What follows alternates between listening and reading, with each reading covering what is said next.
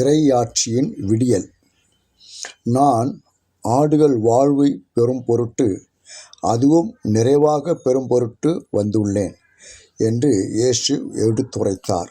யோவான் நற்செய்தி நூல் 10ஆம் அதிகாரம் 10ஆம் வசனம். இயேசுவின் படிப்பினைகள், பணிகள், தொண்டுகள், சேவை, அவரின் உவமைகள், அதன் பல்வேறு பண்புகள், பரிமாணங்கள், அவருடைய மலை பொழிவு, சமவெளி பொழிவு, அவர் ஆற்றிய நலமளிக்கும் அருஞ்செயல்கள், அவர் கற்றுக் கொடுத்த இறை மன்றாட்டு அனைத்தையும் மையப்படுத்தியதே இறை ஆட்சி. இதுவே இயேசு கிறிஸ்துவின் லட்சியம். மனித வாழ்வின் அனைத்து பரிமாணங்களையும் உள்ளடக்கியது இறையாட்சி. அதாவது அனைத்து மனித இனத்தின் நிறை வாழ்வே இறையாட்சியின் விளக்கம். இயேசுவின் இறையாட்சி என்பது கடவுள் படைத்த மண்ணுலகில் மலர்கின்ற, நிகழ்கின்ற ஒன்று. இயேசு மனித இனத்தை இம்மண்ணுலகில்தான் அன்பு கூர்ந்தார்.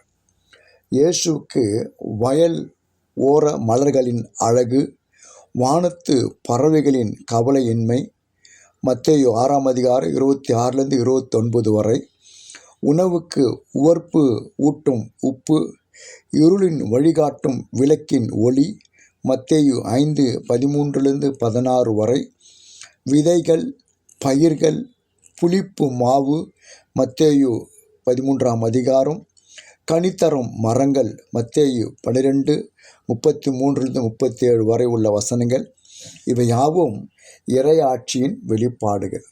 ஆக இயற்கை வழியாக இறை அனுபவம் பெறுவது, இயற்கை வளங்களை பொறுப்போடு பராமரிப்பதும், அவற்றை பயன்படுத்துவதும், பாதுகாப்பதும் கூட இறையாட்சிக்கான இன்றியமையாத செயல்பாடுகள் என்பது இதன் மூலம் நமக்கு உணர்த்தப்படுகிறது. ஆதியாகமம் 1ஆம் அதிகாரம் 26லிருந்து 28 வரை உள்ள வசனங்கள். மனம் மாறி நற்செய்தியை நம்புங்கள் என்றுதான் இயேசு தமது இறையாட்சி பணியை தொடங்கினார். மார்க்கு 1ஆம் அதிகாரம் 15ஆம் வசனம். அன்பு செய்யும் உள்ளங்களே இறைவனின் இல்லங்கள், இறையாட்சியின் படிப்பினைகள் என்பதை விவிலியம் பதிவு செய்துள்ளது. மனித வாழ்க்கையில் ஒவ்வொருக்கும் வாழ்வு என்னும் கொடையை, அதுவும் நிறைவான வாழ்வை அளிப்பதும், மனிதர்களோடு பகிர்ந்து கொள்வதும் அவரது வாழ்வின் இலக்காகவும் அவரது வருகையின் நோக்கமாகவும் இருந்தது.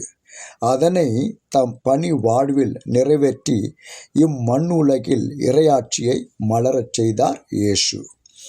இயற்கை வளங்கள் அனைத்தும் இதற்கு சான்றுகளே. இதற்கு நாமும் சாட்சிகள் தானா? சிந்திப்போம், செயல்படுவோம். கடவுள் உங்களை ஆசீர்வதிப்பாராக. ஆமென்.